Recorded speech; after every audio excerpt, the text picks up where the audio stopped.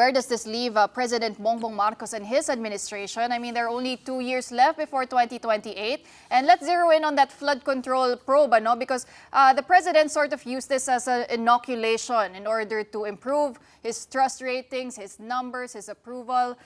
But was he successful in doing that? And how this whole probe and scandal has unfolded? Well, kung titingnan natin yung mga surveys, not yet. Siya pa rin yung biniblame para dito sa corruption scandal na ito. Kahit siya mismo yung naglunsad nung mahiya ka naman campaign, yung isumbong mo sa Pangulo at nagpangalan dun sa 15 biggest contractors. So hindi pa niya naihiwalay yung sarili niya dun sa charges ng corruption sa kanyang gobyerno. Lalo na, medyo na-involve yung mga malalapit sa kanya. It's the first time in my 40 years in politics na nakakita ako na yung Senate President at yung Speaker of the House ay halos sabay natanggal. No? Yung kasunod nila, yung pinakamalapit sa Presidente, yung Executive Secretary at yung Budget Secretary ay natanggal dahil daw na-link sa corruption. No? So, tingin ko, next year it will get worse before it gets better. No? Of course, sinusubukang ayusin nung kanyang mga communication team yung kanyang narrative at yung kanyang messaging. Na nitong nakaraang 3 taon, left much to be desired. Ito rin yung first time na nakakita ako na yung isang gobyerno nagpalit ng communications head 5 times in 3 years. So ibig sabihin, talaga may problema sila sa communication. Isa sa mga dahilan kung bakit bumabagsak yung kanyang approval ratings.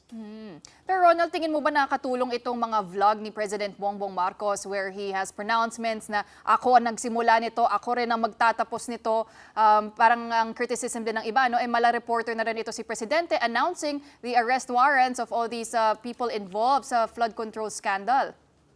Tingin ko in the scheme of things, mas makakatulong yan kaysa sa tahimik siya. Mas makakatulong yan kaysa yung kanyang mga spokesperson na may hina in the past ang magsasalita. No? Kaya ngayon, isa kasing balat sa kanya ay weak leader, indecisive, no? At saka tentative. At least dun sa kanyang mga ginagawa ngayon, pinapakita niya na hindi. Whether makaka-apekto yan sa kanyang sagging approval ratings, I'm not too sure. Ang mas makakatulong sa kanya ay kung mayroong makukulong na mga big fish. Kung mayroong makukulong na mga kongresista, senador, cabinet secretary, then tingin ko yun makakatulong sa kanya. Pero yung pinakamalaking millstone sa kanyang leeg ay hindi lang itong corruption issues, the economy. Sabi nga ni Clinton, it's the economy, stupid. So itong parating na taon, mukhang hindi maganda yung prospects para sa ating ekonomiya. Mismo yung growth targets natin ang sinasabi ng mga ekonomista, baka bumaba pa sa 3.8. Way below yung kanilang sariling targets. At kung ganyan kababa, ay lalo na naglalabasan na yung mga investor. Habang walang bago na pumapasok, maraming tatamaan dyan. Standard of living, yung value ng peso, no, yung ating credit stature, no, etc.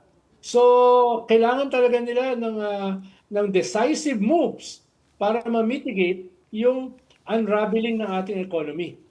Lalo na, early next year, ubos na yung pera ng mga tao, 13th month, 14th month pay. Kayo ba may 14th month yan? No? Sasagutin mo natin yun. Sama na loob ng mga tao. Tataas ang presyo ng bilihin, hindi naman tataas yung halaga ng kanilang piso, pababa pa nga. No? Tapos yung growth rates natin ay pababa. So, yun yung tingin kong elephant in the room next year. Sa gitna nitong corruption scandals at iba pang mga existential issues laban sa gobyerno, ay itong economy ang pinakamalaki.